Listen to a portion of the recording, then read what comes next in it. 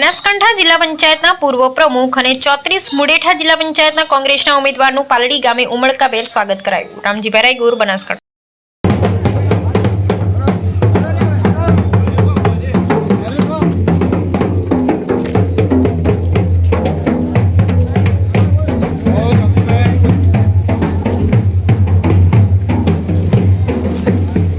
પાલડી મુકામે આજે જિલ્લા પંચાયત અને તાલુકા પંચાયતના અમે બંને ઉમેદવારો અમારા આ જિલ્લા પંચાયતના આગેવાનો શ્રી મનુભાઈ જોશી, કાંતિભાઈ માળે, અદેશી બાપુ તેમજ અન્ય આગેવાનો વોટની વિનંતી કરવા આવ્યા છે. વોટ એ દરેક નાગરિકનો અબાધિત અધિકાર છે. વોટ માગવો એ અમારો અધિકાર છે.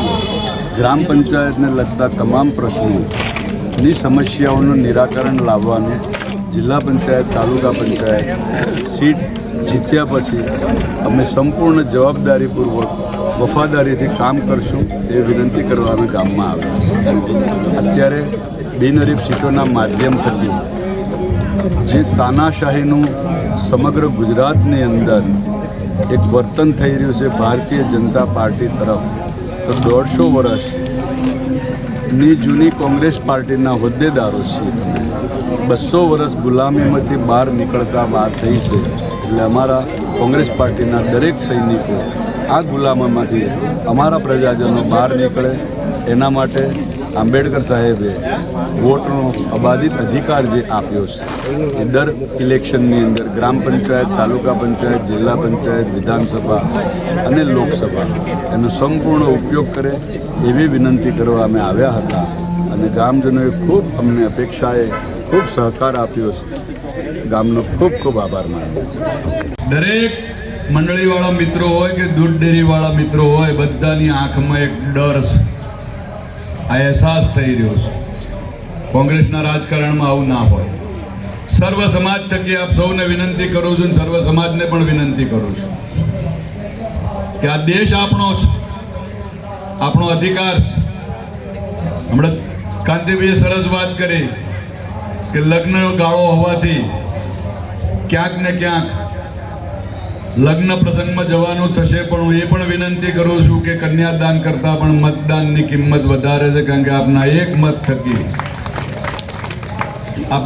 મત થકી સમાજની લાખો દીકરીઓ બહેનોનું ભલું થશે. વોટ એ તમારો સ્વતંત્ર અબાધિત અધિકાર છે. અમે તો વોટની વિનંતી કરવા આવ્યા હતા. અમે એમ કહી શકીએ કે અમે યોગ્ય તમારી પરિભાષામાં પાર પડશું તો જ અમને વોટ આપજો. તમારું મન કે ત્યાં તમે વોટ આપજો, પણ વોટ અવશ્ય આપજો.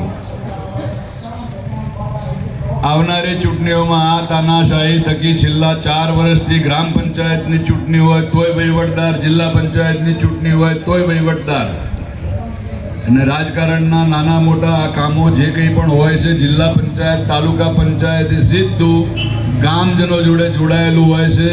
જિલ્લા પંચાયતના ક્રાઇટેરિયામાં સ્કૂલ હોય, રેવન્યુ વિભાગની વાત હોય, પશુપાલન વિભાગની વાત હોય, આ બધી જ જરૂરિયાતો જિલ્લા પંચાયત થકી છેલ્લા 15 વર્ષથી 3 નહીં પણ 4 વખત ચૂંટણી મારા મત વિસ્તારમાં લડ્યો અને 4 વખત મારા મત વિસ્તારના આગેવાનોએ મને જીતાડ્યો.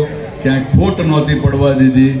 અમારા અહીંના આગેવાનો હર હંમેશ તમારી જોડે દિવસમાં 1-2 વખત કોઈને કોઈ આગેવાન મળતું હોય છે. આપ સૌને તો એમની આબરૂને ધક્કો નહીં લાગવા દો એ આ શંકર ભગવાનના મંદિર ખાતે પ્રસાદ લીધા પછી ખાતરીપૂર્વક.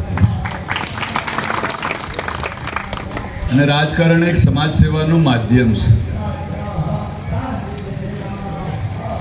નાના મોટા જે કંઈ પણ કામ હશે એ 100% પૂરા થશે, એમાં કોઈ મિનમેક નથી.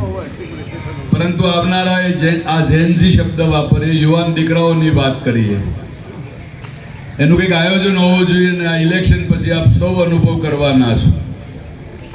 ઘણા બધા મિત્રો ઘણી વખત કહેતા હોય છે ભાઈ કે 500 રૂપિયા થશે ને પેટ્રોલના તોય અમે તો આ હવાઓથી આપણે ભીડ નીકળી જવાના છે આપણા બધાના. આ ખાતરના ભાવ શું થવાના છે ને, આ ઇલેક્શનની જ રાહ દેખાઈ રહી છે. અને શહેરની અંદર તો એલપીજી ત્રીજા અને ચોથા માળે ચૂલા નહીં હળગે હો, અને હળગશે ને તો એલપીજીના સિલિન્ડરો આજે અહેસાસ થઈ રહ્યો છે એ રૂટીન ભાવે નથી મળતા.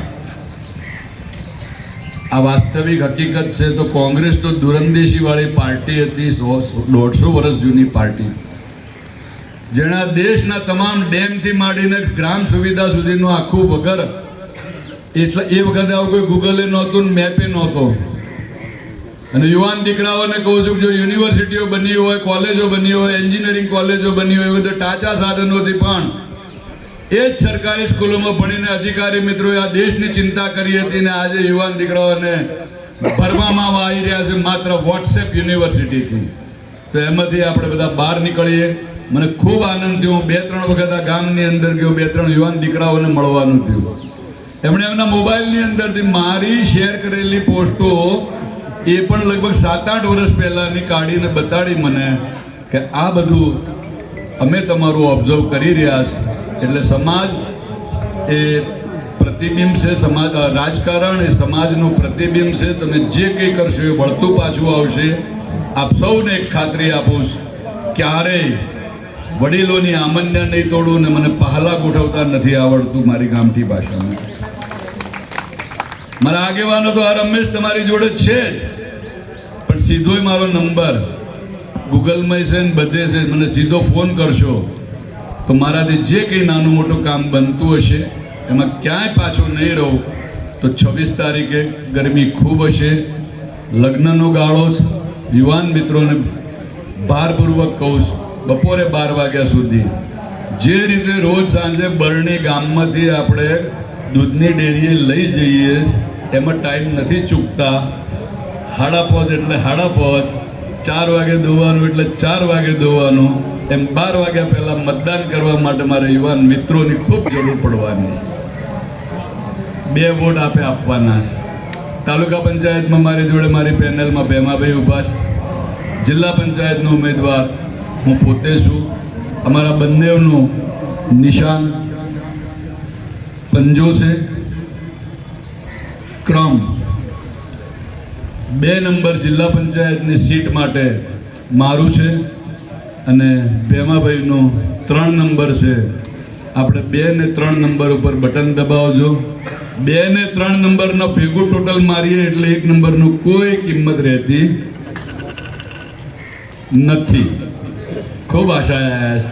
અને છેલ્લે એટલી જ સાક્ષી પુરુષ, તમારો વોટ એળે નહીં જવા દો.